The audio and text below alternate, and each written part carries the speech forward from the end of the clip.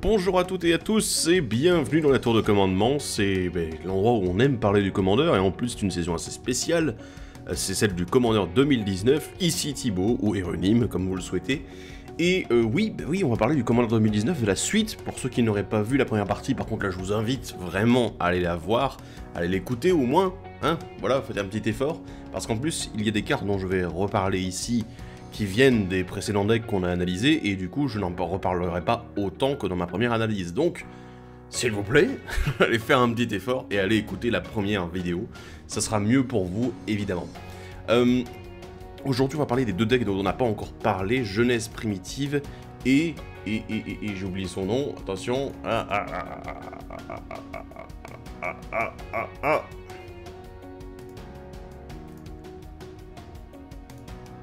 et Rage Impitoyable.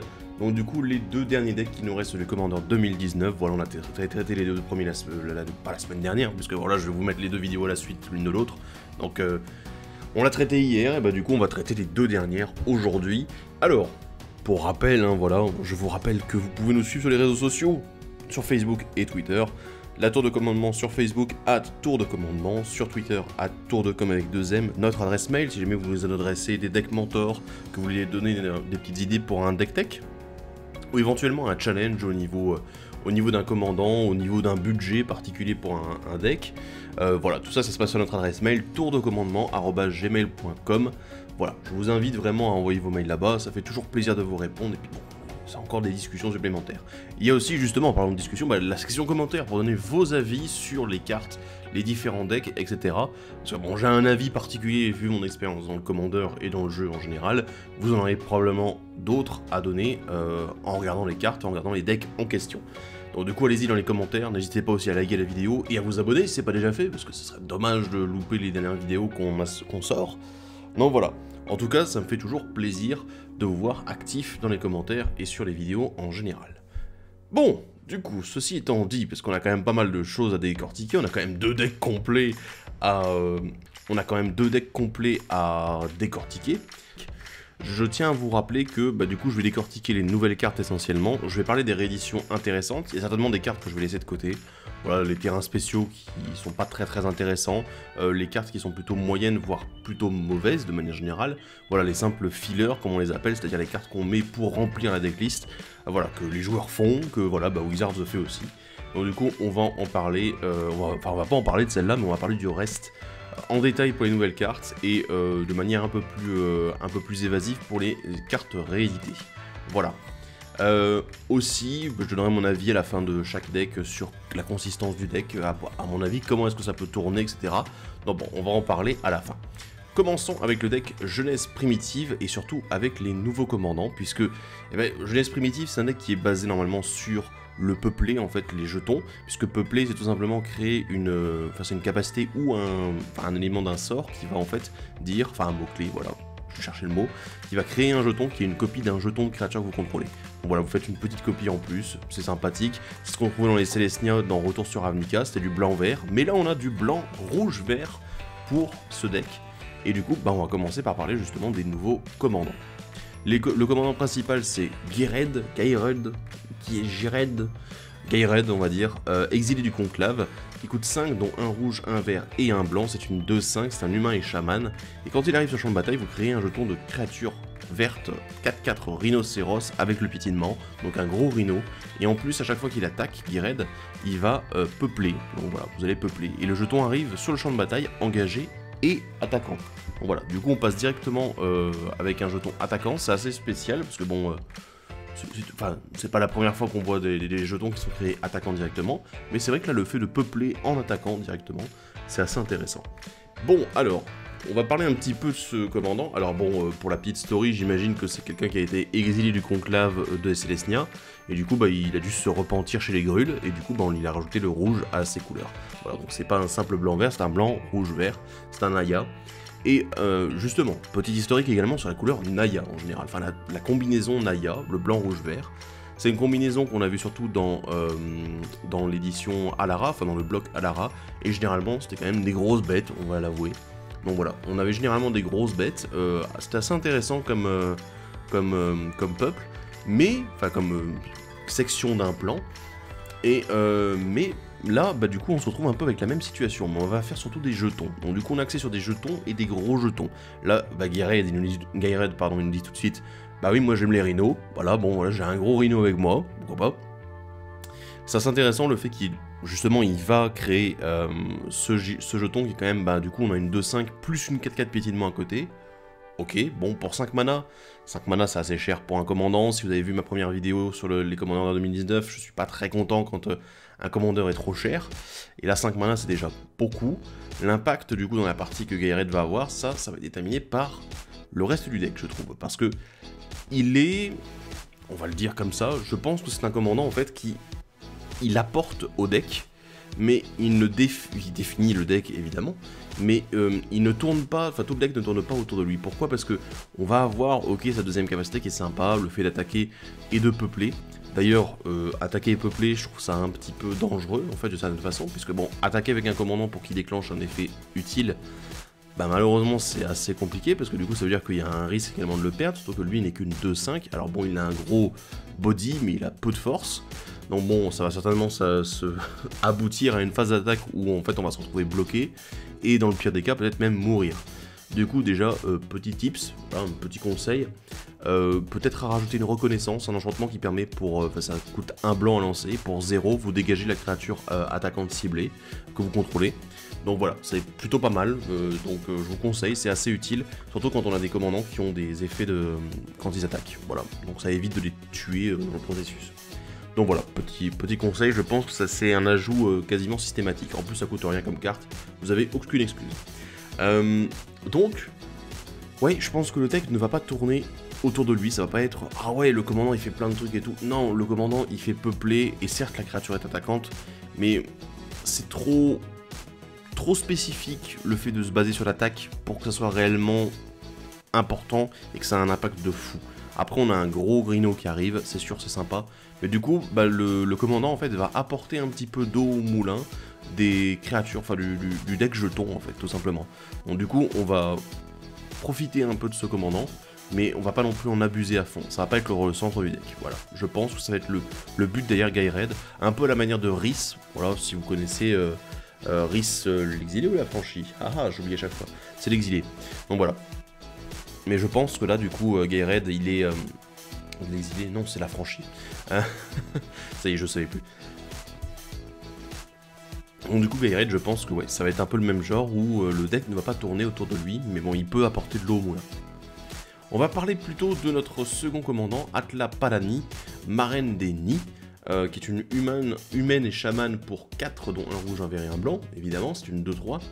Pour 2, vous l'engagez, vous créez un jeton de créature 0-1 verte œuf avec le défenseur. Et à chaque fois qu'un œuf que vous contrôlez meurt, révélez les cartes dessus de votre bibliothèque jusqu'à ce que vous révéliez une carte de créature. Mettez cette carte sur le champ de bataille et le reste dessous de votre bibliothèque dans un ordre aléatoire. Waouh. Alors là, ouf, on est toujours sur un peu une mécanique jeton, parce que voilà, on a le truc de créer un jeton œuf. D'ailleurs, c'est plutôt sympa parce que bon, on est seulement sur une 0-1, il a le défenseur, donc c'est vraiment du bloqueur tout ça.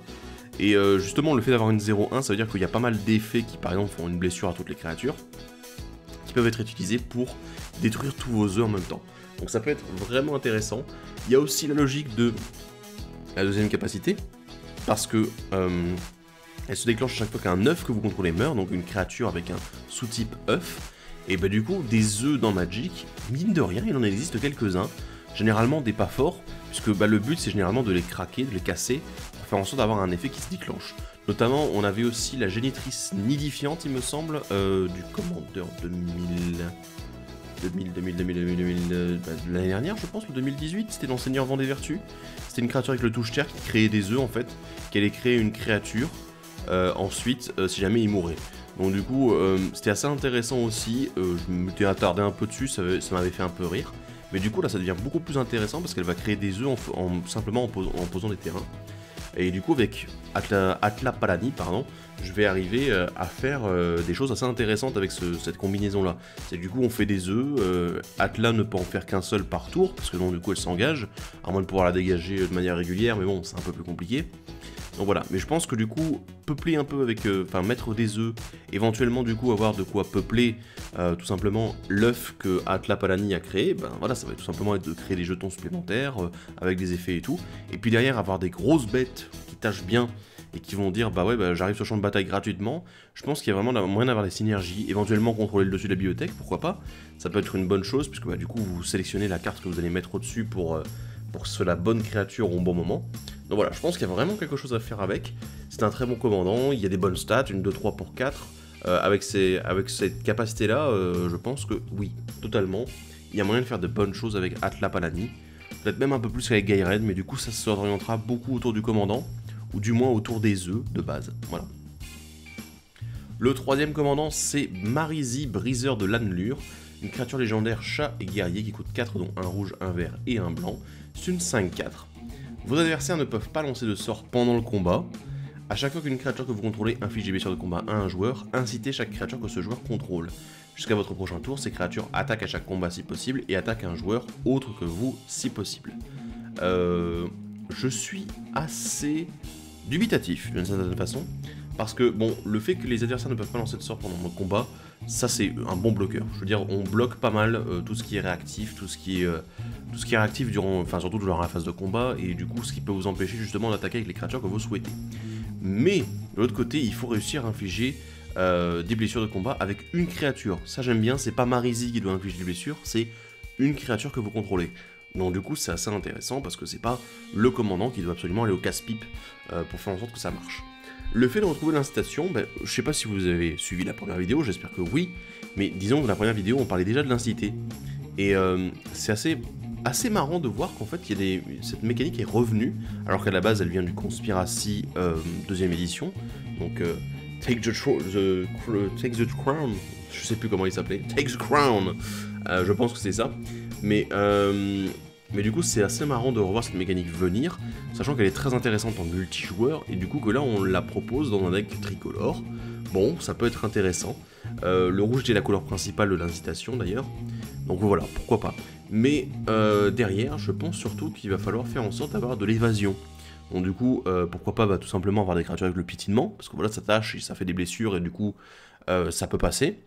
Aussi avoir pourquoi pas des créatures avec le vol, en blanc, en rouge c'est faisable, donc bon je pense que c'est tout à fait faisable d'avoir ce genre de créatures, et de faire en sorte d'infliger des blessures. Là on n'est pas parti sur un deck jeton, parce qu'on est parti sur carrément quelque chose de très différent, c'est le fait de taper, pour qu'ensuite les adversaires ne puissent pas vous taper. C'est assez original je trouve, et ça fonctionne plutôt bien je pense. L'incitation c'est une capacité qui était très intéressante, qui généralement se trouvait sur des sorts qui étaient utilisables qu'une seule fois, très peu sur d'autres sorts.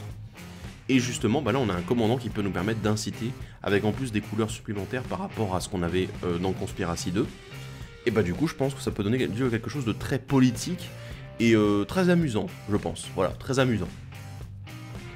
En commandant tertiaire, donc du coup commandant qui ne peut pas être joué en tant que commandant du deck, puisque malheureusement il n'a que 2 couleurs sur les 3, c'est Tangart, officier en second, qui coûte 4 dont un rouge et un vert, c'est un minotaure et guerrier, c'est une 5-5, et il ne peut pas être bloqué par plus d'une créature. Ok, d'accord. Donc bon, c'est l'inverse de la menace. À chaque fois qu'un adversaire attaque avec au moins une créature, si Tangart est engagé, vous pouvez faire que cet adversaire acquiert le contrôle de Tangart jusqu'à la fin du tour, jusqu'à la fin du combat, pardon. Si vous faites ainsi, choisissez un joueur ou un Planeswalker que cet adversaire attaque, Tangart attaque ce joueur ou ce Planeswalker. Littéralement, Tangart du coup... c'est quand même assez dingue ce qui se passe là. Parce qu'en fait, vous allez pouvoir donner le contrôle de Tangart, de votre commandant, à un autre joueur, de manière à ce qu'il puisse attaquer en fait une créature. Alors en plus, vous choisissez quelle créature, quel Planeswalker il attaque. Voilà. Et franchement, je trouve ça tellement politique, et surtout en fait, vous avez votre commandant qui, au lieu de faire une phase de combat, la vôtre, il peut en faire 4 sur la partie. Voilà, sur le tour de table, il peut en faire 4. Je veux dire, c'est génial. Enfin, je pense, ça me fait penser beaucoup, je pense qu'il y avait un gobelin, si je me trompe pas, c'était le Party Crasher dans Unstable, qui tout simplement, il était obligé d'attaquer à chaque combat, chaque phase de combat, si possible. Donc du coup, y compris celle des adversaires. Et c'était très dingue. Et là, en fait, on se retrouve avec Tangart qui fait à peu près la même chose, mais sauf que vous pouvez sélectionner le fait que l'adversaire en prenne le contrôle. Parce que, évidemment, s'il a un moyen de le sacrifier derrière, ne serait-ce que voilà, tout simplement un artefact ou un enchantement qui fait sacrifier des créatures, bah c'est sûr que vous n'allez pas lui donner. Mais voilà, du coup ça vous permet de contrôler quand même un minimum, vous l'envoyez un petit peu, il a une loyauté changeante, on va dire, voilà. Je trouve ça assez intéressant et plutôt efficace, donc bon, c'est un deck un peu, ça va être un peu bourrin bien sûr, mais c'est plutôt intéressant, donc voilà. Parlons maintenant des nouvelles cartes de ce deck, avec, on va commencer avec l'artisan damné, qui est tout simplement un humain artificier qui coûte 3 dont 1 blanc, c'est une 1-1. Les sculptures que vous contrôlez ne peuvent ni attaquer ni bloquer. Et au début de votre étape de fin, vous créez en fait un créature artefact, sculpture, incolore, avec la force et l'endurance de cette créature sont chacune égales au nombre de sculptures que vous contrôlez. Donc c'est bien, un nouveau type de jeton, un nouveau type de créature, les sculptures, pourquoi pas. Et ce que j'aime beaucoup, c'est le fait que, en fait, vous allez avoir, plus on tient sur le long terme, en fait, plus l'artisan damné va rester longtemps, plus vous allez avoir de sculptures, du coup qui sont de plus en plus fortes. Et surtout derrière, ça incite pas tellement vos adversaires à vous attaquer, parce que si ils vous attaquent, il y a moyen que tout simplement vous fassiez un bloc avec l'artisan damné, et que derrière, vous disiez, ah voilà, maintenant toutes mes sculptures, elles peuvent en effet attaquer. Elles peuvent attaquer, elles peuvent bloquer, en plus elles sont plus fortes, plus elles sont nombreuses. Donc ça c'est intéressant, mais malheureusement, ce que je trouve dommage, c'est que l'effet ne se déclenche qu'au début de votre étape de fin. Et voilà, j'aurais peut-être préféré une capacité activée qui coûte du mana ou quelque chose comme ça. Parce que du coup ça fait que sur un tour de table, vous ne créez qu'une sculpture supplémentaire. Et c'est pour ça aussi qu'il va falloir utiliser la capacité peuplée. Donc voilà, dans ce genre de cas, je pense que le peuplé sera très intéressant parce que il faut qu'on ait plus de sculptures, il nous faut plus de sculptures, il faut créer plus de sculptures, plus d'art s'il vous plaît. Donc voilà, il nous faut plus de sculptures sur le champ de bataille pour faire en sorte que elles soient toutes plus efficaces. Donc voilà, il va vraiment falloir utiliser les peuplés de manière très efficace avec l'artisan damné. Donc voilà, je pense que ça peut être une très très bonne créature, à condition d'avoir le deck qui fonctionne bien autour de celle-ci. On a encore une fois la sauveteuse à flanc de falaise, bon je vous ai dit ce que j'en pensais, voilà, je pense que c'est une bonne créature, que ça s'intègre bien dans la plupart des decks, en plus bon, le fait de donner la protection contre les adversaires c'est quand même une bonne capacité, voilà, donc à suivre selon les decks dans lesquels vous voulez l'utiliser, mais je pense que ici, dans ce deck jeton, c'est pas forcément le top, voilà, ça va permettre de protéger votre commandant à la limite, mais pas forcément un jeton, parce que bon, protéger un jeton c'est un petit peu, voilà, naze, on va le dire, donc bon, soyons honnêtes, je pense qu'elle a sa place surtout pour le commandant. Le logiste de Célestia, bah oui, je vous avais dit, Célestia c'est le peuplé, hein. Un centaure et druide qui coûte 3 dont 1 vert, c'est une 3-3. Vous pouvez payer 3 dont 1 vert pour exiler une créature d'un ciblé d'un cimetière, pardon, puis peupler. Alors j'aime bien, parce que là on fait deux choses. On gère une partie des plans cimetières, qui sont quand même toujours assez présents, mine de rien. Donc c'est plutôt intéressant d'avoir une capacité activée qui en plus ne demande pas de s'engager pour pouvoir le faire. Et ensuite derrière, on peut peupler. Donc les deux ensemble, je trouve que c'est une bonne créature qui fait que du coup les decks jetons, ils ont aussi un moyen de gérer les cimetières adversaires. Et personnellement, je pense que je vais la jouer. La monstruosité tectonique, une monstruosité qui coûte 7, dont 2 rouges, c'est une 8-5 célérité. Chaque fois qu'elle attaque, chaque joueur qui contrôle le plus de terrain, chaque joueur qui contrôle le plus de terrain, j'ai pas mal lu, sacrifie 2 terrains. Alors là, je n'aime pas le casse-terrain, mais c'est vrai que le fait d'avoir un moyen en fait de rabaisser un petit peu les adversaires qui ont trop de terrain, c'est intéressant. Le problème, c'est que si jamais c'est vous qui avez le plus de terrain, vous allez avoir un problème parce que vous êtes obligé de sacrifier aussi les terrains. Et si jamais c'est ex-aequo, vous devez sacrifier quand même. Donc la monstruosité tectonique, je pense qu'elle est un petit peu à double tranchant. Voilà, il faudrait presque l'avoir dans un deck en fait qui génère du mana, mais autrement que par les terrains, donc beaucoup de cailloux, etc. Voilà, des effets particuliers. Mais en tout cas, j'ai peut-être un peu peur de la mettre dans un deck qui a tendance à accumuler le mana. Donc le deck rouge-vert, non, c'est mort. Voilà, donc non, je n'aime pas trop. La voix du grand nombre, j'en ai déjà parlé, voilà, bon, c'est un sort de pioche, je pense que là il est tout à fait à sa place. Enfin, c'est une créature qui fait piocher. Je pense qu'elle est tout à fait à sa place ici, étant donné qu'on parle de jetons, on parle de peuplé, on parle d'avoir un maximum de créatures sur le champ de bataille. Donc là, elle est beaucoup plus à sa place dans ce deck que dans d'autres. L'épouvanculteur, lui, je pense qu'il n'est toujours pas à sa place ici, voilà. À moins que vous ayez beaucoup de terrain en main, voilà, encore une fois, mais bon, je préfère le côté en fait où il va pouvoir s'engager pour ramener un terrain du cimetière, donc pour le moment, c'est encore un non dans ce deck-ci. Le croc de givre d'Oran, une créature neigeuse serpent qui coûte 5 dont 2 verts, c'est une 2-6. Les créatures attaquantes que vous contrôlez ont le contact mortel. Et à chaque fois qu'une créature que vous contrôlez inflige des blessures de combat à un joueur, piochez une carte. Je l'aime beaucoup cette créature parce qu'en fait elle fait beaucoup de choses. Bon déjà elle est neigeuse, ça me fait beaucoup rire. Parce que bon, du coup comme on en a eu dans Horizon du Moderne du neigeux, je me dis que voilà, on peut quand même se dire que dans un deck, synergie neigeuse ça peut rentrer. De l'autre côté, elle est pas très chère pour ce qu'elle fait, je trouve. C'est un serpent, donc du coup, il y a des synergies qui existent en commandeur. J'ai oublié son nom. Ah mince. Celui qui donne justement l'inbloquable et plus 2 au serpent. Enfin, un serpent jusqu'à la fin du tour, ça c'est intéressant. C'est une 2-6, donc un gros body. Il donne le contact mortel aux créatures attaquantes. Donc du coup, ce qui fait que ça... Le but ici, c'est vraiment d'empêcher vos adversaires de bloquer. Ou de dire, tu vas y perdre des plumes si tu essaies de me bloquer. Et derrière, la contrepartie, c'est soit vous allez tuer une créature, soit vous allez infliger les blessures de combat à un joueur, et du coup vous piochez une carte. Et je l'aime beaucoup ce Croc de Givre, parce qu'en fait, il rentre dans tellement de stratégies possibles, je trouve, que ce soit justement les serpents, que ce soit justement le fait d'avoir de l'attaque, éventuellement de l'évasion, pourquoi pas. Si jamais vous avez beaucoup de créatures avec l'évasion, bah du coup ça fait que vous avez de la pioche systématique, et du coup bah, si vos créatures avec l'évasion, ne serait-ce que par exemple le vol, eh ben y a du vol en face aussi, je pense que vos adversaires n'auront pas trop envie de perdre leur volant, parce qu'ils ont absolument voulu bloquer et vous empêcher de piocher. Et du coup ce qui fait que même des petites créatures, des créatures avec 1 de force, vous allez pouvoir les envoyer à la boucherie, parce que vous allez vous dire, je ne tire que du bénéfice de ce qui va se passer ensuite. Soit elles tuent une bête, soit elles me font piocher une carte. J'aime beaucoup, c'est une carte très utilitaire, et ça passe sur beaucoup de choses. Ça passe aussi dans les decks grosses bêtes, si vous avez des grosses bêtes qui ont du piétinement, c'est vraiment le top. J'aime beaucoup. La floraison totale, monsieur, dame. Un rituel qui coûte XX et un vert, vous peuplez X fois. Voilà, donc vous allez pouvoir créer un jeton qui est une copie d'un jeton de créature que vous contrôlez, et on le fait X fois, donc on a le droit de le refaire, de cibler d'autres créatures, j'imagine. Si je me souviens bien du peuplé, comment il fonctionne, je pense que c'est ça. Mais alors, je suis un petit peu réticent. Parce qu'en fait, du coup, si vous voulez peupler une fois, vous allez devoir payer 3. Si vous voulez peupler 2 fois, vous allez devoir payer 5. Si vous voulez peupler 3 fois, vous allez devoir payer 7. Et je commence à me dire que peupler 3 fois, ça me semble être un bon truc. Je veux dire, c'est pas non plus énorme, parce que bah, si vous voulez peupler et que vous avez par exemple que des elfes 1-1 ou à la limite des oiseaux 1-1, vol, voilà, pourquoi pas, ben vous voulez faire 3 oiseaux 1-1 vol, ça vous coûte 7 mana, je me dis, ouilleux, ça fait un peu mal au cul. Le souci c'est que voilà, je pense que ce sort est trop cher, parce que le double X, c'est vraiment quelque chose que je réserve pour des sorts qui ont un impact très fort.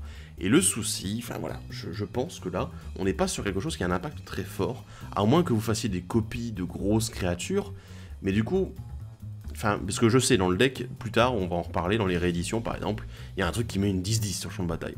Voilà, ben on est là, ok, je comprends que là, en effet, le peuplé peut sembler assez pété. Mais dans ce sens-là, je pense que la floraison totale, bah, elle coûte trop cher. À la limite, j'aurais mis un X et pourquoi pas 2 verts, 3 verts. Voilà, pour le truc.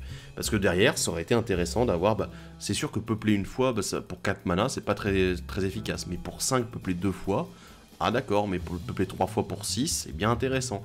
Et du coup, ça fait que, vraiment, on se retrouve dans une synergie un petit peu plus... enfin, dans une carte qui aurait été un peu plus équilibrée, qui aurait permis de vouloir la jouer, en fait. Parce que là, j'ai pas envie de la jouer, je vous avoue. J'ai pas envie de la jouer alors que j'ai un deck jeton qui utiliserait bien du peuplé X. Et là, bah, non, je suis pas trop tenté. Un nouveau rituel aussi, le Mirage de Haine, qui coûte 4, dont un rouge. Choisissez jusqu'à 2 créatures ciblées que vous ne contrôlez pas. Pour chacune de ces créatures, créez un jeton qui est une copie de cette créature. Ces jetons acquièrent la célérité, exilez-les au début de la prochaine étape de fin. Alors, bon, du coup, je vais parler tout de suite du truc qui me semble très intéressant avec cette carte. C'est le peuplé. Alors oui, non mais j'en parle depuis tout à l'heure, oui je sais. Mais là en fait, vraiment, le Mirage de Haine va vous faire des copies de 2 créatures adverses. Bon, déjà c'est bien, vous pouvez choisir 2 bonnes créatures et mettre des copies. Mais en plus derrière, si vous peuplez les jetons que vous venez de créer, vous dites voilà, bah, par exemple, voilà, je fais une floraison totale, pourquoi pas, je fais une copie de chaque. Ces jetons-là ne sont pas exilés au début de la prochaine étape de fin. Ce sont les jetons que vous avez créés grâce au Mirage de Haine. Pas ceux que vous avez, enfin, pas les copies que vous avez créées à partir des originaux, quoi. Enfin, à partir des jetons originaux qui copient des créatures adverses. Voilà. Donc, je pense que vraiment, là, le but, ça va être je fais Mirage de haine, je peuple derrière, je récupère les 2 créatures et je les garde sous forme de jetons. Parce que évidemment, les perdre à la fin du tour, certes, vous pouvez aussi faire un swing for the win. C'est-à-dire, bon voilà, vous pouvez attaquer derrière avec les créatures que vous venez de copier et éventuellement gagner la partie parce que c'est des créatures extrêmement fortes. Voilà. Mais du coup, j'aime beaucoup cette synergie possible avec le peuplé, le fait de garder les jetons, des copies des jetons qui vont malheureusement être exilés. Donc, bonne chose et bonne carte, voilà. Donc franchement, je suis très intéressé par celle-ci. La belligérance de Gaired, un sort rituel qui coûte X plus 2 rouges, et il inflige X blessures réparties comme vous le désirez entre n'importe quel nombre de créatures ciblées. À chaque fois qu'une créature ayant subi des blessures de cette manière meurt ce tour-ci, peuplée. Alors, wow, là c'est bizarre. J'ai trouvé ce sort assez bizarre quand je l'ai vu révéler. Parce que, alors vous allez me dire, oui, mais bon, ça gère des bêtes, tout ça. Ouais, mais le but du deck, c'est de peupler. Et malheureusement, je n'aime pas trop les blasts enfin, voilà, les blasts, tous les sorts qui infligent des blessures directes. AX, qui inflige sur du mono-cible ou sur plusieurs cibles réparties comme vous le souhaitez. C'est juste... ouais, je suis pas trop fan. Je préfère généralement les trucs qui font des effets ce que j'appelle les effets de zone. C'est en gros tout le monde prend autant et puis point. Du coup, ce qui fait que la belligérance, je la trouve assez... ça va être cher en fait pour faire en sorte que le peuplé soit efficace. Imaginons, il y a des 1-1 sur le champ de bataille, ce qui est quand même très rare, mine de rien, d'avoir des 1-1 qui traînent comme ça, à moins que quelqu'un d'autre joue également un deck jeton, hein, pourquoi pas. Donc du coup, ce serait vraiment... Ok, il y a 3 jetons 1-1 ici, je vais leur infliger des blessures. Vous pouvez les infliger aussi sur des blessures, enfin sur les créatures que vous contrôlez vous. Et derrière, du coup, peupler ensuite derrière avec éventuellement une plus grosse bête que vous avez, pourquoi pas. Mais bon, je trouve ça un peu con. Et donc du coup, je trouve ça très limité, ça va vous coûter cher en fait pour pouvoir détruire des créatures adverses et du coup pour pouvoir peupler derrière. Donc vraiment, je suis pas trop fan de ça. Je trouve que c'est trop cher pour l'effet que ça fait. Voilà. L'idole de l'oubli, un artefact qui coûte 2. Vous l'engagez, vous piochez une carte, n'activez cette capacité que si vous avez créé un jeton ce tour-ci. Intéressant, mais bon, un peu limité. Après, il y a des cartes qui permettent de mettre des jetons tous les tours.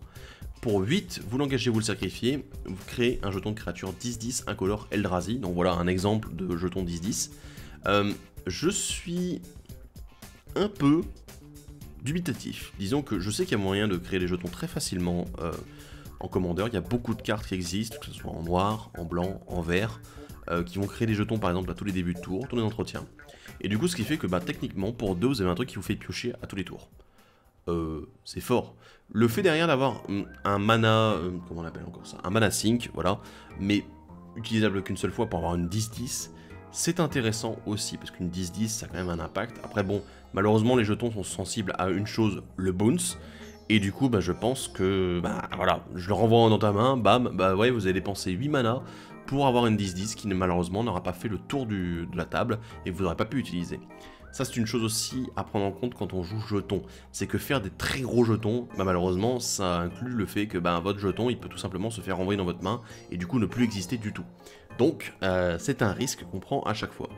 Et du coup, moi, je préfère juste la première capacité. La deuxième sera vraiment utile si jamais il y a vraiment moyen de faire quelque chose avec. La situation, voilà, appelle vraiment à faire en sorte d'avoir cette 10-10. Mais sinon, je pense que déjà que la première capacité, avec tous les générateurs de jetons qui fonctionnent au début de l'entretien, c'est tout à fait faisable et c'est tout à fait intéressant. L'insigne de commandant, un enchantement qui coûte 4 dont 2 blancs. Les créatures que vous contrôlez gagnent +1/+1 pour chaque fois que vous avez lancé votre commandant depuis la zone de commandement pendant cette partie. Alors, il y a un paradoxe ici, parce que Gaired coûte 5 mana à lancer. Donc du coup, la deuxième fois, il en coûtera 7, la troisième fois 9. C'est énorme. Je veux dire, ne serait-ce que voilà, vous aurez votre +1/+1, d'accord. Le +2/+2 qui serait quand même vachement intéressant pour un enchantement de ce genre. Déjà, il va vous coûter assez cher finalement à produire. Et le +3/+3, on n'en parle même pas. Du coup, l'insigne de commandant, je sais dans quel deck elle va partir. Elle va partir dans mon deck jeton Rhys, tout simplement. Parce que Rhys, il coûte 1 mana, et du coup, il coûtera 3 la deuxième fois, et 5 la troisième. Et voilà, pour 5 mana déjà, j'aurais lancé juste une fois Gaired, et j'aurais lancé 3 fois Rhys. Et du coup, l'insigne de commandant, elle est vachement utile. Je trouve je trouve vraiment cet enchantement utile de manière générale. Je veux dire, en dehors d'un deck jeton, si vous jouez un deck avec pas mal de bêtes, tout ça, bah, voilà, j'ai mon Anafenza qui est à côté, voilà, bah, mono blanc, voilà, bah, ça fonctionne bien, c'est intéressant, et il n'y a pas besoin de grosse synergie, juste du fait que ça booste vos créatures, et c'est une bonne chose. Donc, bonne carte, mais peut-être placée avec le mauvais commandant là actuellement.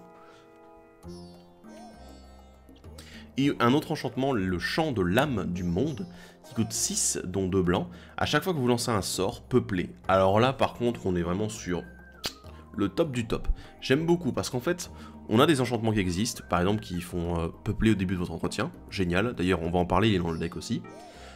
Donc très bonne chose, mais là, à chaque fois que vous lancez un sort, vous peuplez.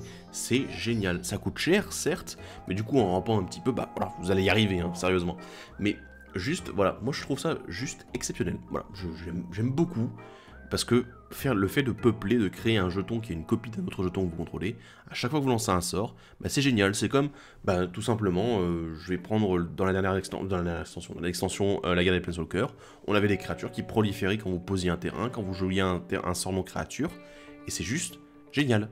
Je les aime beaucoup, et ça fonctionnait très bien. Et là, du coup, bah, on est pareil, Chant de l'âme du monde, bah, c'est du même niveau, et c'est une très bonne carte. Alors, on va parler des rééditions intéressantes. On va commencer par les commandants. Alors, bon, pas des commandants tricolores qui sont là, malheureusement, mais d'autres commandants qui ont été inclus dans ce pack, tout simplement. On a pour commencer Emara Tendris. Je pense que tout le monde s'y attendait un petit peu. C'est une créature qui coûte 7, dont un vert et un blanc. C'est un elfe chaman 5-7 qui prévient toutes les blessures qui doivent être infligées aux jetons de créatures que vous contrôlez. Donc voilà. Du coup, si vous arrivez un jour à faire une copie jeton de Emara Tendris, et bah du coup elle se protège elle-même, c'est parfait. J'aime beaucoup Emara Tendris parce que, bon déjà c'est une erreur de design à la base, pour ceux qui ne le savent pas, donc voilà. Elle coûte assez cher, mais mine de rien, l'effet derrière est très bon pour protéger votre board. Si vous jouez beaucoup de jetons, voilà, bah, je pense que c'est un peu le but quand même du deck. Donc voilà, pour moi une très bonne créature, avec un très bon body, donc du coup qui se protège très bien aussi. Bon évidemment tous les effets de Vras, voilà, bah malheureusement elle n'en protège pas, voilà, détruisez tout le board, bah malheureusement ça, là, on peut pas faire plus que ça, hein. Je veux dire, elle a pas donné en plus toute la protection et l'indestructible à tous vos jetons. Ça, il y a d'autres cartes qui le font, donc du coup je vous invite à aller les chercher. Ensuite on a Feldon de la 3ème voie. Je m'attendais pas à le voir Feldon, mais il est sympa. Il coûte 3 dont 2 rouges, c'est une créature humain et artificier 2-3. Vous payez 3, pardon, dont 1 rouge, vous l'engagez, et vous créez un jeton qui est une copie d'une carte de créature ciblée dans votre cimetière.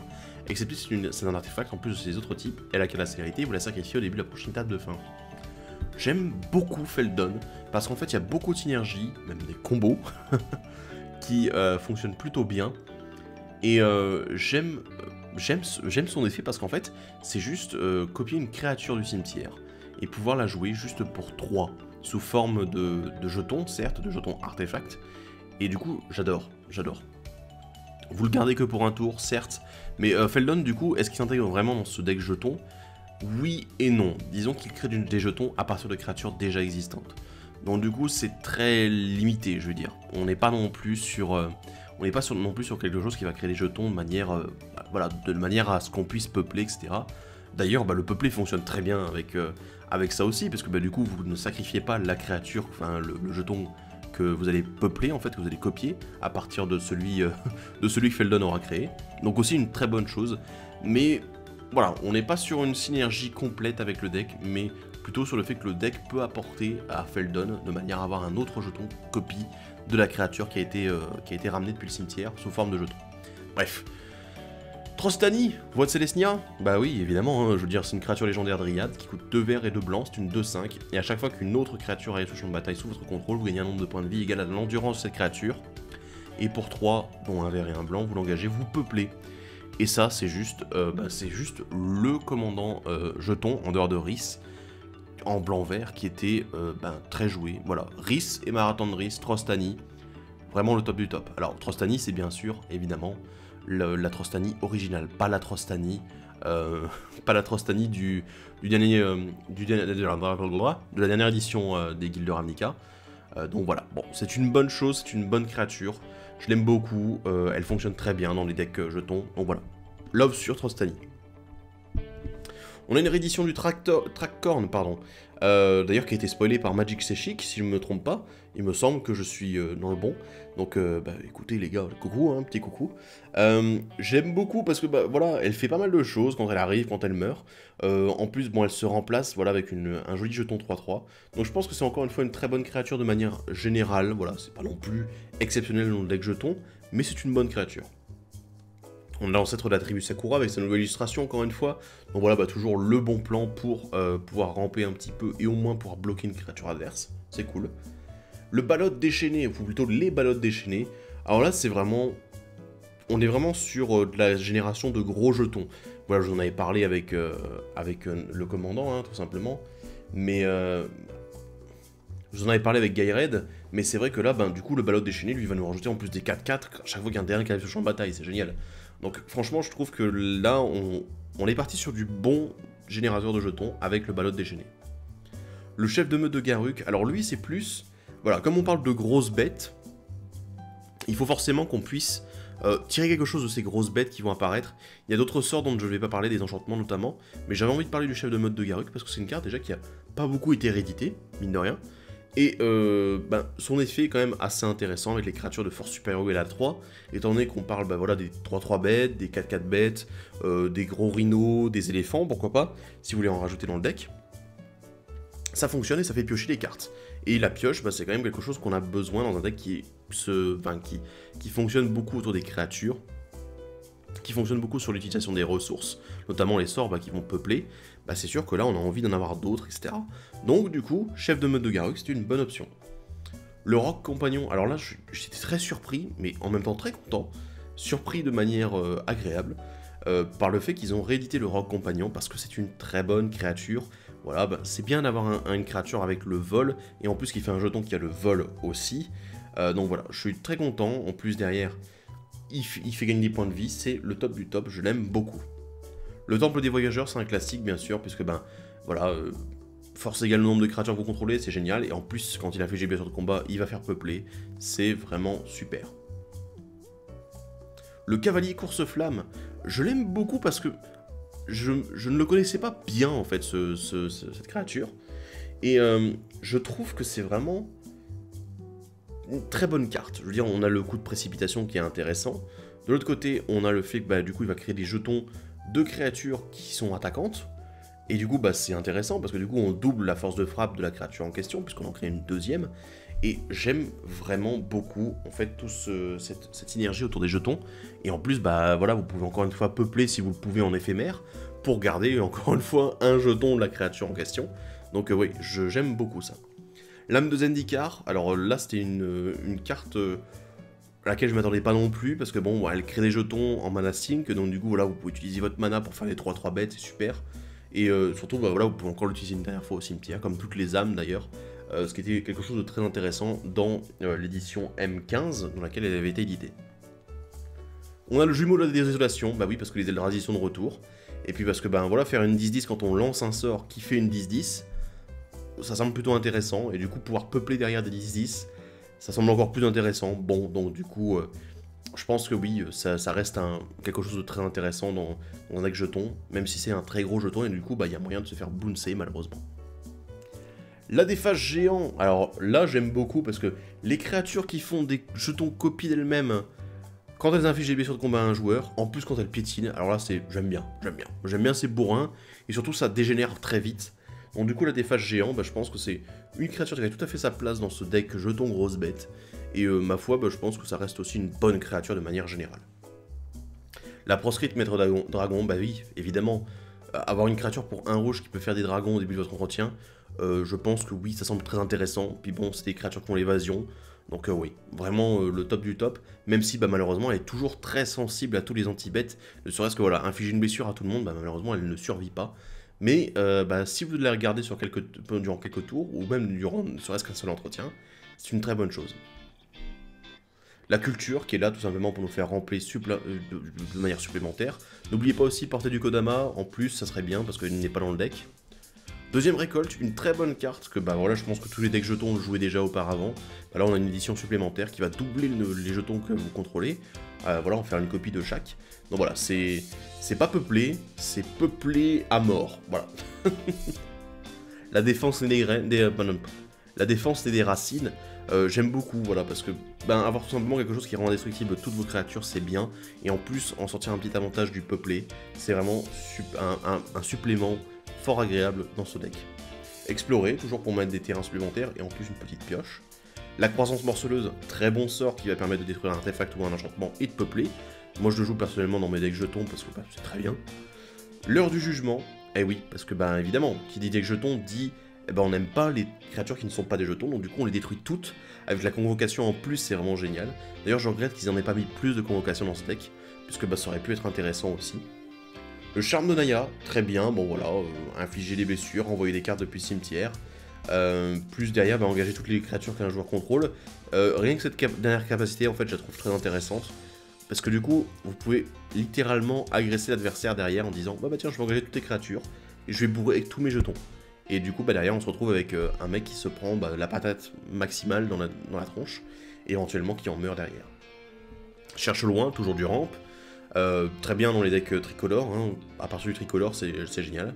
Chute considérable. Alors là, je suis juste fan de cette réédition parce que c'est une carte qui est vraiment excellente. Pour ceux qui ne la connaissent pas, je vais la détailler. Déjà, c'est un éphémère pour 4 dons de verre, et en tant que coup supplémentaire, vous allez pouvoir sacrifier une créature. Vous piochez un nombre de cartes égal à la force de la créature sacrifiée, et vous gagnez un nombre de points de vie égal à son endurance. C'est juste fou. Je le joue dans le deck Selvala avec des grosses bêtes, et je vous avoue que c'est une très bonne carte qui n'avait jamais été rééditée, il me semble. Faisons une petite vérification là tout de suite. Tac, chute considérable. Où es-tu? Tu es là dans ma liste. Bonjour. Tac. Non, elle n'avait pas été rééditée depuis l'ascension des Eldrazi. Et c'est juste exceptionnel. C'est un éphémère, quoi. Un éphémère qui vous fait piocher et qui, derrière, vous fait gagner des points de vie. Surtout, du coup, je vais te détruire ta créature. Hop, je vais te la renvoyer en main, c'est un jeton. Voilà, m'a dit, c'est Eldrazi. Mon dieu, non. Pas mon jeton Eldrazi. Et derrière, tu dis, non, finalement, pour 4, je la sacrifie. C'est pas toi qui l'as détruit, c'est moi. Et moi, je vais piocher 10 cartes, je vais gagner 10 points de vie. C'est juste très bien, c'est exceptionnel, c'est juste trop bon. Il y a trop de ressources qui sont gagnées avec cette carte. Je l'adore. Réveiller la bête, un anti-bête, ou plutôt un anti-permanent classique, qui crée un jeton, mais bon, ça, c'est pour votre adversaire généralement. La révélation chamanique, je suis très content de voir cette réédition aussi. D'ailleurs, avec l'illustration promo de l'époque. Puisque piocher les cartes pour chaque créature que vous contrôlez, c'est vraiment super. Et en plus, si vous avez des grosses bêtes, gagner des points de vie supplémentaires, c'est juste... Waouh, voilà, c'est la cerise sur le gâteau, je veux dire. Mais déjà, rien que le fait de piocher des cartes pour chacune des créatures que vous contrôlez, étant donné qu'on joue dans un deck jeton, c'est super. La pioche est très importante, mine de rien. Renaissance Phyrexiane, une carte que je connais très bien, qui avait été rééditée déjà dans un deck Commander précédent. Pourquoi pas une race qui fait un jeton XX? Voilà, Renaissance Phyrexiane, on y est. La cuve de mimétisme, j'adore la cuve de mimétisme. Et en plus là avec une nouvelle illustration, c'est top, mon dieu. Parce que tout simplement, voilà, vous tuez des créatures, vous allez pouvoir faire des copies jetons. Alors certes, vous créez des jetons qui sont exilés au début de la prochaine étape de fin, certes, mais surtout vous pouvez éventuellement peupler dessus pour les garder tout le temps. Et du coup, le coût pour créer un jeton avec la cuve de mimétisme n'est pas très cher, et surtout vous pouvez remplacer la créature que vous allez copier à chaque fois qu'une autre créature meurt, donc c'est vraiment top du top. Dans le même genre, on a la fonderie des âmes, un peu différent mais assez intéressant, puisque lui c'est tout simplement vous allez pouvoir exiler une carte de créature de votre main au moment où elle arrive sur le champ de bataille, et ensuite vous payez X pour faire une copie de cette créature qui est donc avec X qui est le coût converti de mana de la carte en question, vous avez exilé. Donc c'est une bonne chose, vous pouvez faire des copies de votre créature exilée, et éventuellement pourquoi pas si elles ont des effets d'arrivée en jeu, sachant que vous ne perdez pas en plus la créature le jeton que vous allez créer, qui ne s'exile pas à la fin du tour, ou le sacrifiez pas. Donc c'est que vous allez accumuler tout ça, et je pense qu'il y a vraiment moyen de faire des choses, tout simplement avec des créatures qui ont, pourquoi pas de la création de jetons quand elles arrivent en jeu, ça peut être une bonne chose. Ça peut fonctionner aussi dans d'autres decks, en fait vous avez des effets d'arrivée en jeu assez efficaces. Donc bon, pourquoi pas, franchement la fonderie d'âme, moi j'aime bien, c'est une bonne carte. On a Garruk, chasseur primordial, alors là, je suis fan parce que il crée des jetons, certes, il crée des bonnes bêtes même, mais surtout il a un -3 très efficace qui va faire piocher un nombre de cartes égal à la force la plus élevée parmi les créatures que vous contrôlez. Et c'est juste tellement fort en fait. Je trouve ça vraiment très efficace dans les decks qui jouent des grosses bêtes.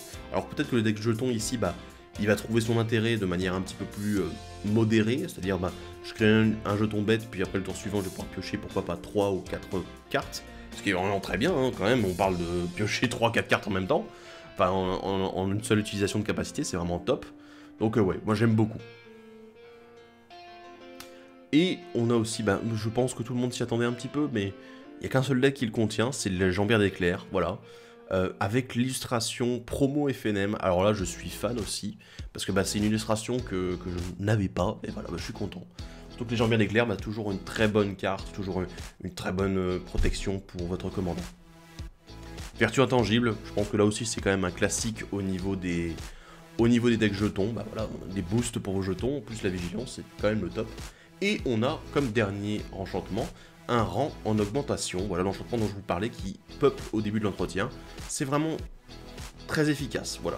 Il faut le dire, c'est passif, ça s'accumule à vos entretiens. Généralement les adversaires n'ont pas trop envie de le gérer parce qu'il y a parfois des choses beaucoup plus menaçantes, disons sur le court terme, mais le rang en augmentation en fait sur le long terme va vous donner quand même beaucoup de valeur à partir du moment où vous avez au moins un jeton sur le champ de bataille. On a quelques terrains spéciaux qui ont été réédités, parce qu'on parle quand même d'un deck tricolore, il fallait fixer un petit peu. On a la clairière de Scorie, très content de voir ce bilan de réédité. La tour de commandement évidemment, le verger exotique, très bien, dans les decks tricolores et plus, toujours très intéressant. Le panorama de Naya, voilà, bon, c'est quand même top d'avoir de quoi aller chercher différents types de cartes. Le passage des malandrins, très bien du coup aussi avec notre commandant Gaired, puisque bah, du coup ça lui donne un imbloquable, pourquoi pas. Le paysage myriadière pour aller chercher d'autres terrains bien sûr. Et la prairie de Solherbe, qui du coup un des filtres land, celui-ci le vert blanc. Donc encore une fois, un petit ajout sympa. De manière générale, le deck je le trouve assez intéressant, il y a de bonnes choses qui sont proposées. Mais je regrette pas mal en fait le fait de ne pas trouver les générateurs systématiques de jetons. Je pense, en fait, j'ai vraiment peur que ce deck, de base, ne génère pas assez de jetons, ou du moins pas assez vite. Parce qu'un deck jeton peut en générer très vite. Il y a des enchantements qui existent à 2, à 3, à 4 dans Magic, qui créent des jetons par exemple au début de chacun de vos entretiens. Et c'est vraiment ce genre de choses-là qu'on cherche. Parce que on a besoin de créer des jetons rapidement, on a besoin de pouvoir peupler, de pouvoir bloquer, d'éviter de se faire bolosser la gueule très vite. Donc du coup, ben, avoir ce genre de générateur, c'est très important. Et malheureusement, là, on ne les retrouve pas. Et ça manque. Je trouve que ça manque beaucoup. Donc, peut-être un deck un peu faiblard sur la génération de jetons, qui se perd peut-être un petit peu dans des plans assez spécifiques, du style bah, les gros jetons. Voilà, moi je trouve que c'est un petit peu réducteur. Pour moi, il faudrait un peu de tout dans un deck jeton. Il faut des petits, il faut des gros, parce que du coup, il faut de quoi remplir bah, le board dès le début, mais aussi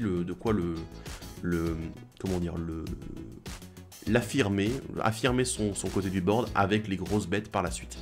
Donc voilà, je pense qu'il est un petit peu déséquilibré comme deck, mais qu'il y a moyen de l'arranger avec quelques fixes sympas. Voilà, tous les générateurs de jetons au début d'entretien par exemple. Aussi vérifier les fixeurs de mana, tout ça. Parce que là, les terrains spéciaux, il n'y en a pas énormément. On se retrouve toujours avec des terrains qui arrivent engagés, je trouve ça un petit peu dommage. Parlons maintenant du deck Rage Impitoyable. Le deck du coup qui était basé sur la folie.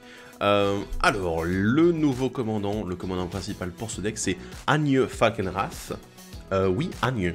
Voilà, c'est comme ça qu'on prononce, parce que c'est pas Ange, Agne.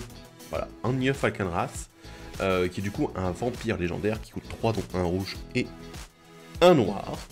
C'est une 1-3 avec la célérité. Vous pouvez l'engager pour défausser et vous défausser d'une carte pour piocher une carte. Et à chaque fois que vous vous défaussez d'une carte, si elle a la folie, la carte que vous défaussez, dégagez Agne. Alors, je suis très fan de cette carte, parce que la folie, c'est une capacité qui a été très peu exploitée, qui a été exploitée dans d'anciennes éditions, qui a été exploitée dans Spirale Temporelle, et qui a été exploitée aussi dans Innistrad, tout simplement. Innistrad, retour sur Innistrad, surtout retour sur Innistrad, il me semble. Les ténèbres sur Innistrad, il me semble pas que dans l'original il y était. Ah, j'ai un doute. J'ai un petit doute dessus, mais il me semble que c'est surtout sur Ténèbres sur Innistrad. Voilà. Et cette capacité, elle permet de payer des coûts alternatifs qui sont, quand on défausse la carte en question, pour lancer le sort. Généralement des coups inférieurs, et c'est très bien, ça réduit le coût. Mais en plus là, Agneux, je l'aime beaucoup parce qu'elle coûte que 3 déjà, elle a la célérité déjà sur elle, et en plus, elle permet de défausser, piocher. Donc du looting en noir-rouge, très bien, de la ressource. Et du coup derrière, si en plus vous arrivez à vous défausser une carte avec la folie, et vous n'êtes pas obligé de caster la carte, très bien, bah, si vous avez une carte avec la folie qui est beaucoup trop chère, bah vous la défaussez, et puis bah tant pis, elle va se dégager, Agneux, mais la carte ira dans le cimetière, tant pis. Mais du coup ça vous permet de looter à nouveau, et du coup c'est ça, j'aime beaucoup parce que là en fait c'est un commandant qui va chercher dans votre deck pour des ressources. Qui va chercher dans votre deck pour des ressources très intéressantes qui vous permettent à votre deck d'avancer. C'est pas un commandant qui veut défoncer le board, c'est pas un commandant qui veut vraiment peser tout seul dans la game, mais elle a un impact de fou en fait. Elle a un impact de taré à partir du moment où vous avez le deck qui est très bien adapté, très bien buildé autour. Donc j'aime beaucoup ce commandant. Parlons maintenant des commandants secondaires avec Shen. Bah, c'est dommage, j'aurais appelé Chains, mais il a été francisé, donc Shen, adepte des cauchemars, qui coûte 4, dont un noir et un rouge, une créature du légendaire humain et mignon. Oui, mignon, oui. 3-2. Défaussez-vous d'une carte, vous pouvez lancer une carte de créature depuis votre cimetière ce tour-ci, n'activez cette capacité qu'une seule fois par tour. Alors, ce que j'aime bien en fait, c'est que bah, c'est pas timé, c'est-à-dire que si votre créature au cimetière, elle a la flash par exemple, bon, ça va être assez compliqué dans ces couleurs-là, mais pourquoi pas. Vous pouvez vous défausser une carte de créature, tranquille, enfin d'une carte tout court, et du coup lancer la créature, pourquoi pas en flash, durant le tour d'un adversaire. Bon, chaque fois qu'une créature non jeton arrive sur le champ de bataille sous votre contrôle, si vous ne l'avez pas lancé depuis votre main, elle a la célérité jusqu'à votre prochain tour. C'est tellement bon. Déjà jusqu'à votre prochain tour, c'est pas jusqu'à la fin du tour, donc du coup s'il a des capacités activées qui sont plus intéressantes durant les tours adverses, bah c'est top, vous pouvez le faire. Et surtout derrière, enfin, je veux dire, j'aime bien le build autour de Shen, parce que on est d'un côté sur le fait que vous allez pouvoir relancer des créatures depuis le cimetière, donc on est sur de la réanimation. La réanimation assez efficace, parce que ça coûte pas trop de mana, ça vous coûte juste une carte, en fait. En plus, ça n'est pas ciblé, donc du coup, ce qui fait que, bah, par exemple, vous pouvez défausser une carte, et dire, bah, je vais défausser une carte de créature. Vous pouvez du coup lancer une carte de créature depuis votre cimetière ce tour-ci, pas une carte de créature ciblée, donc du coup vous en choisissez une, et du coup bah, ça peut être la carte que vous venez de défausser. Vous allez lancer cette créature, et comme vous le lancez depuis le cimetière, elle a qu'à la célérité jusqu'à votre prochain tour. Et bah, c'est top quoi, je veux dire, vous lui donnez la célérité en utilisant la capacité de Shen, c'est top, vraiment j'aime beaucoup. Et puis bah, derrière, bah, tout le côté, oui, bah, vous lancez des créatures, vous remettez des créatures sur le champ de bataille, sans les avoir lancés, bah du coup voilà, c'est tous des trucs qui vont donner la célérité en plus, la réanimation ça fonctionne bien, j'aime beaucoup, c'est un deck réanimation autour de Shen qui peut se builder, donc vraiment beaucoup de choses à voir ici, des commandants très intéressants pour le moment.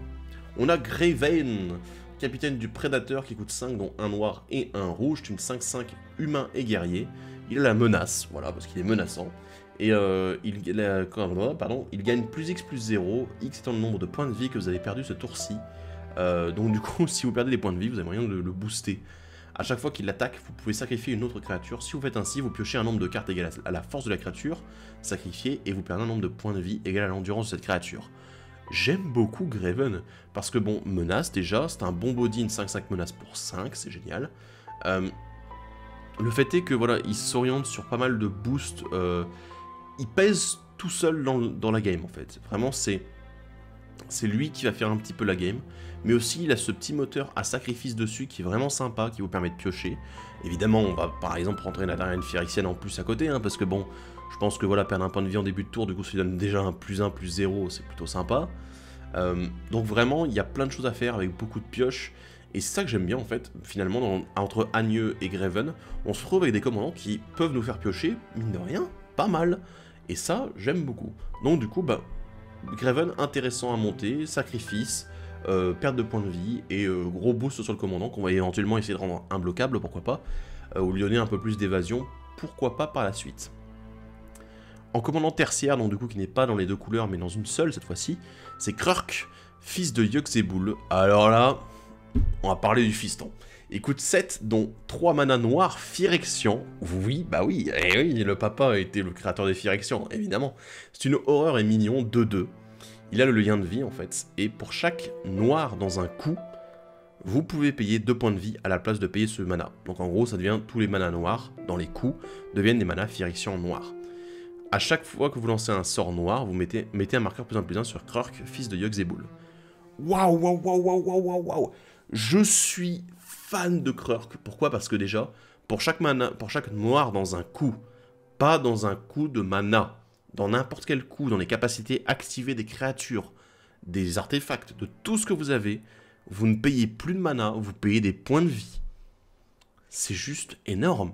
Alors après, il va falloir des moyens de gagner des points de vie. Mais vous savez très bien que le noir a des moyens de gagner des points de vie. Et je le trouve juste énorme parce qu'en fait, on passe au-delà de tous les coups possibles. Je veux dire, des cartes qui sont, par exemple, qui coûtent 1 noir, qui coûtent 2 noirs, 3 noirs, par exemple, je pense qu'on peut tout à fait les jouer d'ailleurs dans un deck qui est mono noir, hein. Si c'est le deck de Krurk, je pense que là vous serez très content de les jouer, de pouvoir les jouer surtout. Et du coup, le fait de pas payer de mana mais de payer des points de vie pour les lancer, c'est juste hallucinant quoi. Et bon, à chaque fois que vous allez lancer des sorts noirs, vous allez le booster de lui, parce que bah, évidemment c'est une petite bête mine de rien. C'est le fiston, il doit encore faire son chemin dans le monde des Phyrexians. Et du coup, bah, il fait son chemin tout simplement en rendant le deck autour plus efficace, en faisant en sorte qu'il tourne. Alors du coup, je suis vraiment très intéressé par ce commandant. À mon avis, il faut beaucoup de pioches quand même à accéder dans le deck. Éventuellement de la pioche avec beaucoup de noir dedans et pas beaucoup de mana générique. Ce qui est généralement l'inverse de ce qu'on dit, voilà. Pourquoi pas tout simplement mettre des réducteurs de coups. Voilà, si vous mettez le médaillon de Jaïs, tout simplement, qui va réduire le coût au sort noir de 1, générique. Ça semble assez intéressant, mine de rien, puisque bah, du coup ça fait que d'un côté on a Krurk qui nous permet de ne pas payer les coups colorés, et de l'autre côté le médaillon de Jaïs qui nous permet de réduire le coût générique, et du coup bah, ça peut vraiment être le top entre les deux, une bonne synergie. Vraiment, je suis sur le cul.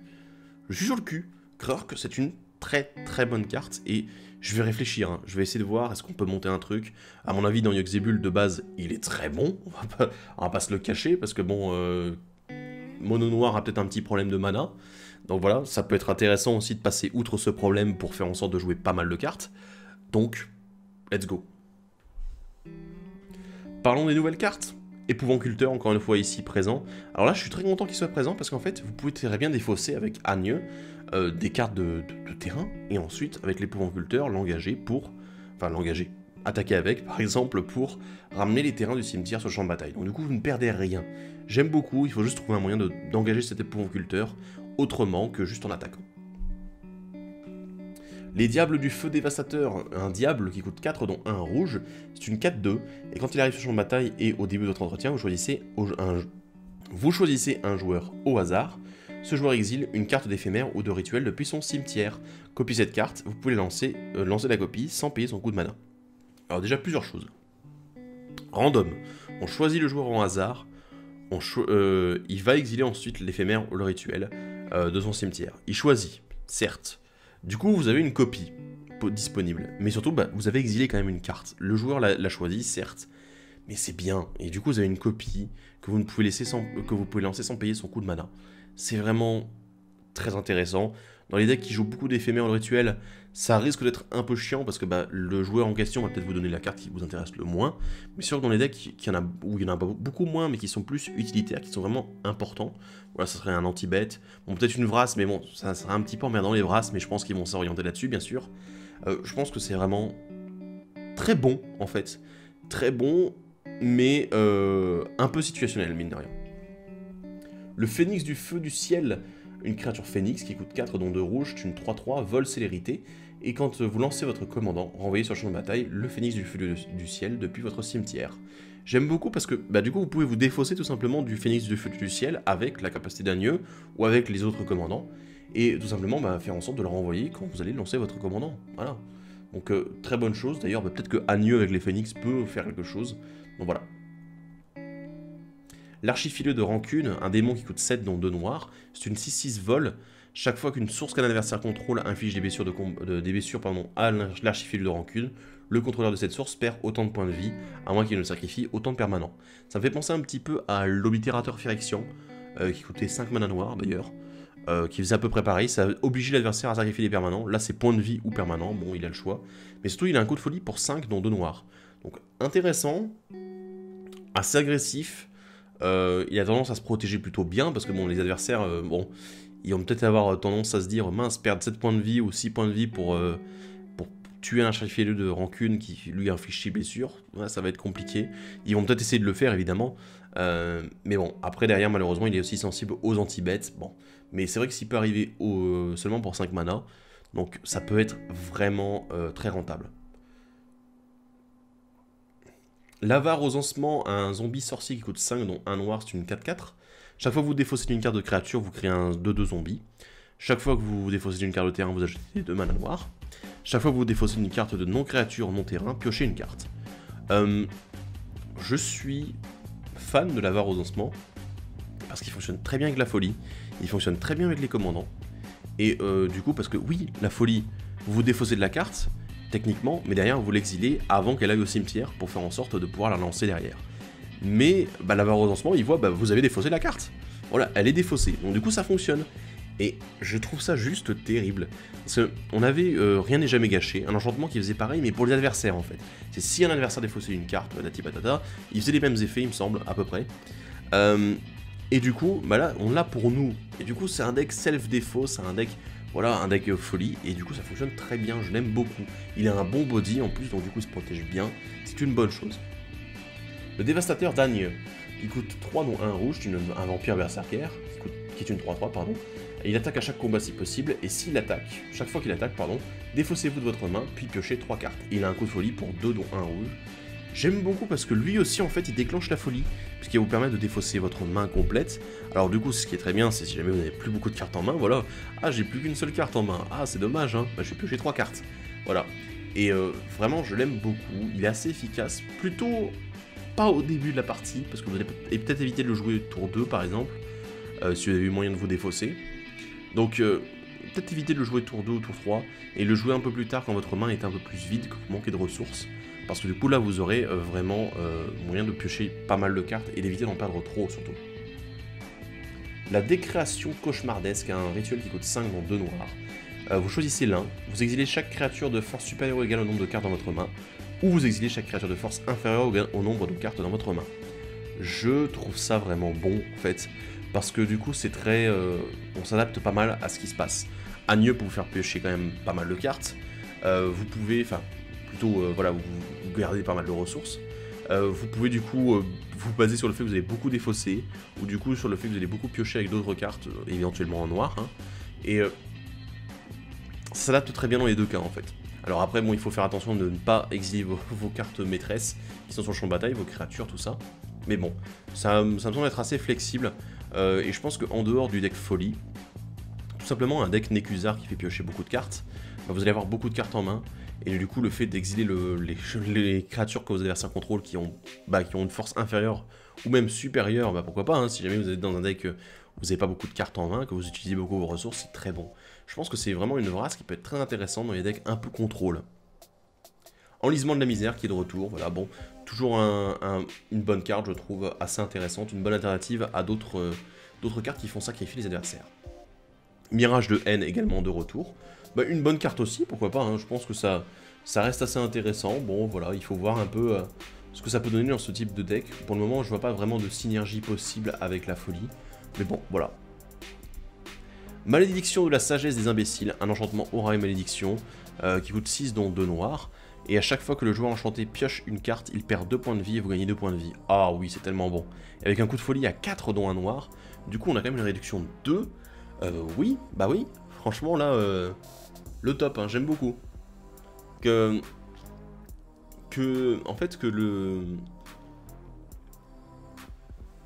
pense que cette carte, en fait, elle va être très intéressante dans le genre de deck pioche dont je parlais encore une fois, Nekuzar, tout ça.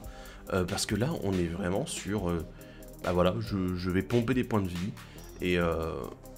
Et bon, c'est pas non plus exceptionnel, mais c'est sûr, c'est un sort supplémentaire qui permet de pomper des points de vie, de tirer avantage aussi. Pourquoi pas, si vous jouez pas dans un deck pioche, mais tout simplement dans un deck un peu contrôle, de dire, voilà, j'ai un joueur qui pioche beaucoup en face, pourquoi pas lui mettre la malédiction de la sagesse des imbéciles. Oula, c'est long, hein, c'est long à dire.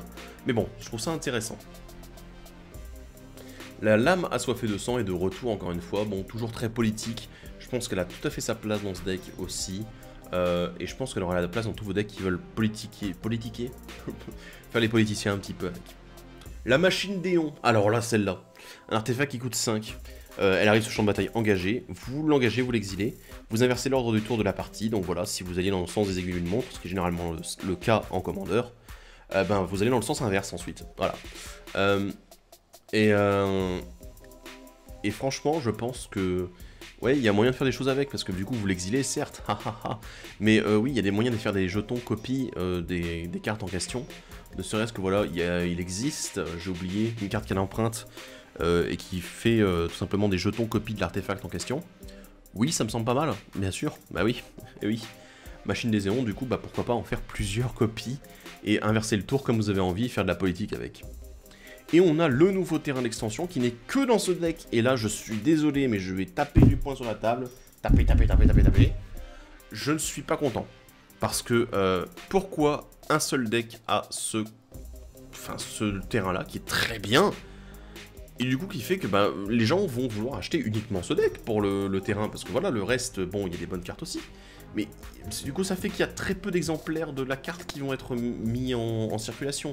Ça m'énerve, parce que d'habitude, tous les decks commandeurs ont le même terrain spécial. Ils ont généralement les mêmes artefacts à mana. Voilà, si c'est pas un terrain, c'est un artefact à mana qui est produit, qui est présent dans tous les decks. Et là, cette année, ça n'est pas le cas. Il n'y a qu'un seul deck sur les 4 qui l'a. Et ça m'énerve, parce que ce n'est pas comme ça que ça fonctionne. Ce n'est pas comme ça qu'ils ont fonctionné avant, et malheureusement ça fait qu'on a encore moins d'exemplaires sur le marché, et que ça va être chiant pour tout le monde d'en avoir. Voilà. Sanctuaire de l'éternité maintenant. Voilà, c'est le terrain en question, il fait du mana incolore, ou pour 2 vous l'engagez, vous renvoyez le commandant ciblé que vous possédez depuis le champ de bataille dans votre main. N'activez cette capacité que pendant votre tour. J'aime beaucoup si jamais il y a des anti-bêtes en éphémère, mais évidemment quand vous l'avez sur le champ de bataille, bien sûr, les adversaires vont éviter d'utiliser leurs anti-bêtes durant votre tour. C'est évident. Mais l'avantage que je vois avec Agneux, en fait, tout simplement, vous pouvez la renvoyer en main. Et ensuite, du coup, derrière, la remettre sur le champ de bataille. Bah, parce qu'évidemment, elle était peut-être engagée, hein, qui sait, pour sa capacité. Vous n'avez pas de folie à défausser, donc du coup, bah, elle a été engagée. Et vous avez envie de looter encore. Bah, du coup, vous allez la reposer, la rengager, looter à nouveau, essayer de trouver quelque chose dans votre deck. Donc bon, ça peut être intéressant, certes, mais c'est pas non plus fou. Et je pense que dans d'autres decks, en fait, ça aurait bien plus sa place. Donc voilà, c'est ça qui me fait halluciner un petit peu. Donc là, Wizard, je ne suis pas d'accord. Erreur. Grosse faute. Parlons des rééditions. Alors, on a 2 commandants, entre guillemets, qui sont réédités, 2 créatures légendaires. Squee, le Nabab Gobelin, qui est bien parce que du coup, vous pouvez au début de l'entretien, vous pouvez le renvoyer dans votre main, depuis le cimetière. Du coup, ce qui fait que, bah, voilà, c'est encore une fois une carte que vous pouvez défausser avec Agneux, et que vous allez pouvoir, du coup, défausser, reprendre, redéfausser. Du coup, vous avez toujours une ressource avec Squee, ce qui est vraiment très intéressant. Get, Seigneur du Caveau, qui coûte... Sinon, Get, Seigneur du Caveau, un zombie légendaire, oui. Je l'aime bien, en fait, parce que vous allez, en fait, pouvoir utiliser les créatures, enfin, les créatures des adversaires, et les remettre sur le champ de bataille. Je ne l'avais pas, Get. Je avoue que peut-être que je pourrais faire un deck autour, ou l'intégrer dans un autre deck que je contrôle. Voilà. En plus, ça meule derrière. Donc du coup, il meule, il récupère une... Enfin, d'abord, il récupère une créature d'un adversaire. Et de l'autre côté, vous allez meuler. Donc, c'est assez intéressant. Ça me fait penser un petit peu au dieu Scarabée, dans le même genre. Voilà. Mais bon, je trouve ça assez intéressant. Et bon, c'est un commandant sympa, mais il coûte un peu cher, bien sûr. Racleur de tombe, très bien, parce que du coup, bah, c'est tout simplement un fossoyeur qui coûte moins cher si vous l'avez fait en folie, et qui va vous renvoyer une carte de créature dans votre main, donc pas mal. La prêtresse du hall de sang, j'aime beaucoup aussi, puisque bah, du coup, elle inflige des blessures si jamais bah, vous êtes un peu à court de gaz, donc c'est plutôt bien. L'occultiste de Stromkirk, je l'aime bien, mais malheureusement, elle manque un petit peu... il faudrait trouver lui plus d'évasion, parce que le piétinement, ça n'est pas suffisant. Puisque bon voilà, du coup vous pouvez jouer des cartes supplémentaires depuis le dessus de la bibliothèque avec elle, c'est plutôt pas mal. Son coup de folie est intéressant, bon voilà. Le nécromancien condamné, alors lui n'a pas la folie, mais c'est bien parce qu'il renvoie des créatures depuis votre cimetière sur le champ de bataille. Donc du coup si vous avez dû vous en défausser l'une à un moment ou à un autre, ça fonctionne très bien. Le mage de la roue, très bien, parce que du coup ça permet de remettre du gaz, certes aux adversaires aussi, mais surtout chez vous. Et surtout ça fait défausser, donc du coup vous avez encore la folie qui peut se déclencher, donc très bien. L'âme d'Innistrad, j'aime beaucoup, parce que voilà, pouvoir renvoyer des créatures dans votre main depuis le cimetière, ça permet aussi de remettre du gaz pour à nouveau redéfausser, et éventuellement, pourquoi pas, activer la folie encore une fois, si jamais c'est des créatures qui ont malheureusement quitté le champ de bataille. Donc ça peut être une bonne option. Visiteuse d'asile, j'aime bien parce que c'est de la pioche supplémentaire si les conditions sont remplies. Ça compte pas uniquement sur votre main mais aussi sur celle des adversaires, donc c'est plutôt sympa. Squelette interné, alors oui, je parle du squelette interné parce que j'aime bien cette créature, je l'aime bien, et surtout elle fonctionne très bien avec Agneux, parce que vous allez vous défausser du squelette interné, avec sa capacité, vous allez du coup piocher, vous pouvez payer 3 pour le renvoyer dans votre main, et du coup vous avez une ressource qui tourne en boucle, que vous avez juste à payer du mana pour pouvoir à nouveau défausser, piocher, etc. Donc c'est plutôt bien, moi je l'aime bien, il est à sa place dans ce deck. Le simulacre solennel dans sa version badass, toute nouvelle, c'est un grand classique, je pense que voilà, dans ce deck-ci, comme dans d'autres decks, c'est une carte que je conseillerais quasiment toujours. Voilà, parce que ramper c'est bien, piocher c'est bien, et je pense que il a tout à fait sa place dans tous les decks commandeurs que vous voulez jouer. Ou quasiment tous. Le Brigadier des Damnés, alors très bien, c'est une réédition qui était un peu... qui a sa place, voilà, je pense que c'est quelque chose qui n'a pas été souvent réédité. Et voilà, le fait de compter un petit peu sur les créatures adverses qui meurent, bah oui, pour faire des jetons, c'est bien. Malheureusement, le deck ici, je vois pas trop l'intérêt. Donc du coup, peut-être dans un deck un peu plus contrôle, dans un deck avec beaucoup d'anti-bet, tout ça, je pense qu'il a vraiment sa place, sinon ça reste un gros démon qui est plutôt sympathique. Enfin, sympathique pour vous. Chasseur de gros gibier, c'est une carte que j'aime beaucoup parce que le coup de folie est très peu cher pour un mana noir. C'est détruit des grosses bêtes, donc du coup, c'est vraiment intéressant. Le façonneur de peste est de retour, et oui, il a été édité il y a à peine 1 an, et du coup, ils ont remis voilà, ils l'ont remis dedans, allez hop, on remet un petit coup, une petite dose de façonneur de peste, c'est une très bonne carte que j'avais conseillée à l'époque des guildes de Ravnica, et bah ici, elle est encore une fois présente. La Gorgone recluse, alors ça c'est les rééditions qui font plaisir quand ça vient de Time Spiral notamment, puisque bah voilà, on a une bonne créature qui bloque bien, qui incite les adversaires en fait à rester un peu tranquille et à pas trop vous emmerder. Le pourparler à l'ossuaire, ça je suis assez content, c'est une réédition d'une mythique de Ixalan il me semble, et c'est plutôt pas mal quand vous avez moyen en fait de faire en sorte de... là il faut récupérer des créatures du cimetière, donc du coup le pourparler à l'ossuaire il est assez sympathique là-dessus, parce que justement récupérer du gaz venant directement de votre cimetière, de ce que vous avez défaussé, c'est intéressant. Obscur flétrissement, très bien, un bon anti-bet pour un noir, c'est bien. Tempérament fougueux, bah oui, une foudre... qui fonctionne avec la folie, ça a l'air plutôt pas mal, en effet. Sous le plancher aussi, hein, une très bonne carte qui permet de créer des jetons de zombies, mais surtout qui permet d'en créer X avec le coup de folie, c'est plutôt bien. Et de gagner des points de vie.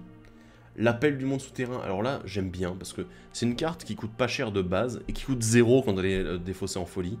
Et pour tout ça, pour récupérer une créature du cimetière, c'est plutôt vraiment très bon. Et du coup, je l'adore. Alors, une bonne vrasse, mais une vrasse à sens unique, c'est dans le sillage de Garruk. Je l'aime beaucoup. Il y a aussi Vent de Peste qui existe dans le même genre, mais là on ne l'a pas. C'est juste dans le sillage de Garruk qui détruit toutes les créatures et tous les planeswalkers que vous ne contrôlez pas. Et ça, j'adore, parce que du coup, ça permet vraiment de contrôler le board un maximum. Ça coûte cher, mais c'est très efficace. Distorsion chaotique, toujours un très bon anti-permanent, voilà, avec un petit côté sur le hasard. Hein. J'en ai parlé dans ma vidéo du top du rouge, bien sûr. Le jugement selon Avacine, très bien aussi, un peu à la manière de sous le plancher, tout simplement parce que c'est un coup de folie qui va permettre de répartir des blessures, X blessures, entre n'importe quel nombre de cibles et de permanents, et du coup c'est très bon quand... Enfin c'est bon en début de game, c'est bon en fin de game, parce que ça s'adapte en fonction de où est-ce qu'on en est. Le flambeau de l'inquiétude, génial, parce que du coup réanimer encore une fois des bêtes et des artefacts sur le champ de bataille c'est plutôt bien, et en plus ça le fait plusieurs fois parce que ça revient dans la bibliothèque. Omnixilis ravivé, encore une fois une réédition de Planeswalker. C'est pas un des Planeswalkers les plus fous, mais c'est un bon Planeswalker. Parce qu'il a de la pioche, il a de la destruction de créatures. Voilà, il coûte un petit peu cher, voilà, mais c'est une bonne chose et je pense que voilà, je pense que c'est une bonne carte. Malheureusement, le -8 est pas très utile parce que ça cible qu'un seul adversaire à la fois. Donc bon, voilà, je pense que c'est un bon Planeswalker à mettre dans ce type de deck pour avoir un peu plus de gaz et dans vos decks noirs en général. Voilà, c'est un truc budget. Le trésor de l'hédoniste, oui, c'est une carte, je m'attendais pas trop à la revoir rééditée, mais bon, pourquoi pas, voilà, ça permet de squatter un petit peu les cimetières adverses, voilà, bon, c'est pas de tirer profit surtout des cimetières adverses.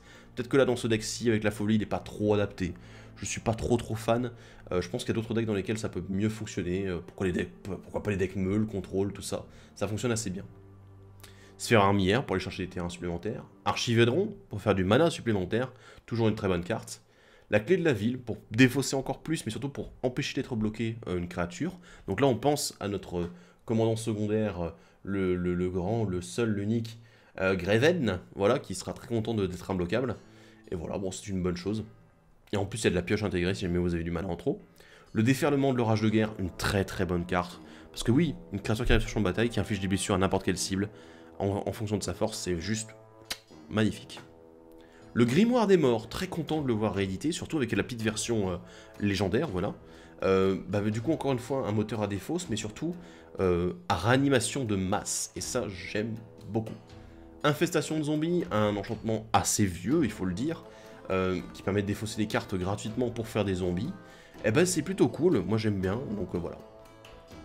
C'est accepté.